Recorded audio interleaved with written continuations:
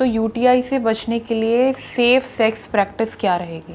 अगर वेजिनाइटिस जैसे vaginal discharge या वेजिनाइटिस रहता है, यूजुअली बैक्टीरियल रहता है, फंगल ज़्यादा कॉमन है, फंगल रहता है, तो वो अगर वो रिप्रोडक्टिव एज ग्रुप में है तो हस्बैंड एंड वाइफ एक दूसरे को क्रॉस इन्फेक्ट करते रहते हैं। जो महिलाओं में वजाइनल डिस्चार्ज होता है वो काफ़ी स्मेली होता है, तो ये इसको नॉर्मल समझा जाए ये या फिर एक ये सिग्नल है?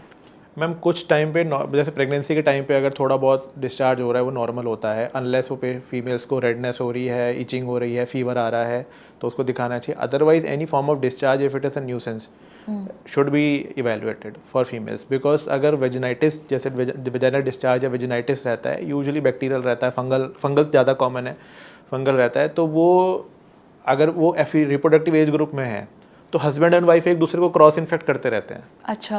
हस्बैंड को अगर होता है, हस्बैंड जाके अपना इलाज करा लेता है, वो ठीक हो जाता है, फिर वो इंटीमेसी रखते हैं, फिर वो इन्फेक्ट हो जाते दोबारा हो हैं। जाता तो है। ये तभी हम जब मेरे पास कोई पेशेंट आता है फंगल इन्फेक्शन के संग मेल पेशेंट आता है तो मैं उनको बोलता हूँ अपने पार्टनर को भी एक बार जाके चेक करवाइए, गायनेकोलॉजिस्ट को।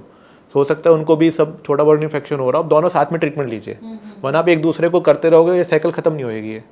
और प्लस फीमेल्स में क्योंकि यूरेथ्रा छोटा है एनाटमी के कारण, तो वो यूरिन इन्फेक्शन हो जाएगा उनको, फिर उनमें फिर वो चलते रहते साइकिल वो। तो इसीलिए वेजाइनल इन्फेक्शन, वेजाइनल डिस्चार्ज एक रिप्रोडक्टिव एज ग्रुप फीमेल को जरूर जाके दिखाना चाहिए गायनेकोलॉजिस्ट को। तो यूटीआई से बचने के लिए सेफ सेक्स प्रैक्टिस क्या रहेगी? मैम सबसे ज़रूरी तो ये है कॉन्ट्रासेप्शन यूज़ करें, और उसके बाद ये जो लुब्रिकेंट्स होते हैं या स्पर्मिसाइडल एजेंट्स होते हैं इनको कम से कम यूज़ करें। अगर आप वैसे ओरल कॉन्ट्रासेप्शन यूज़ कर सकते हैं, अगर या बैरियर कॉन्ट्रासेप्शन यूज़ कर सकते हैं, ऐसे कॉन्डम्स होते हैं।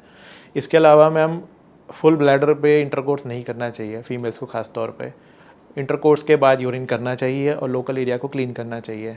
जब वाइप करें वो उसके बाद तो वाइप आगे से पीछे की तरफ करें, पीछे से आगे वाइप ना करें।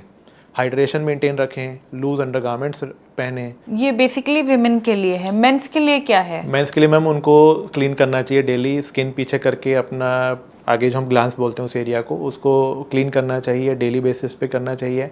कुछ अगर उनको इन्फेक्शंस हो रहे हैं तो मिलना चाहिए पहले, और until unless they are treated for that particular infection उनको सेक्सुअल एब्सटिनेंस रखना चाहिए, यानी इंटरकोर्स नहीं करना चाहिए अपने पार्टनर के साथ। और अगेन हाइड्रेशन इज़ इम्पॉर्टेंट।